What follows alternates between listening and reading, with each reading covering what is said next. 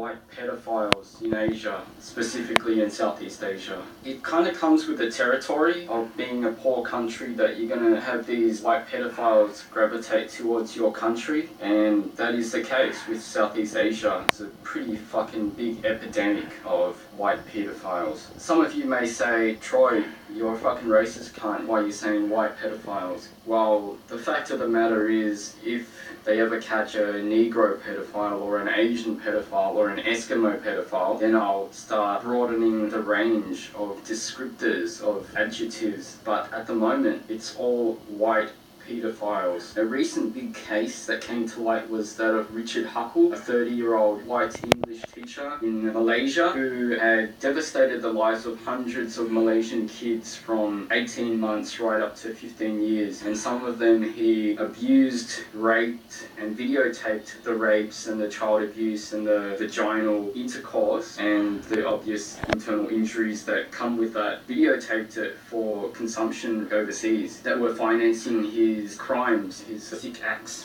And it was just so hard for him to get caught. He'd been operating for years in Malaysia and Southeast Asia. He got his TEFL course. He completed that in a matter of 2 months. So it's very easy for these guys to get the qualifications that will allow them to come over here and prey on young children of Asia. And hey man, it's not a topic that I'm enamored with. It's not a topic that I thought, yeah, I really want to make a fucking video talking about fucking white pedophiles in Asia. It's not one of my, things that I like to even think about. And to me, it's just the most gruesome, horrendous thing on the planet. So it's not something that I would like to delve into. I know that it's a serious matter that we need to tackle and stuff, but for me, it's like Nietzsche said, if you look long enough into the abyss looks into you. What he meant by that was, the more you research and find out about these monsters, these subhumans, the more understanding you have of them, it can affect you. So I just like to cast these things out of my mind and not even think about them. But they do affect me in everyday life, because a lot of people say, why do you always help young girls? One of the stories that really affected me was the case of Peter Scully, a white Australian pedophile that operated in Asia. I read the story of how he lured these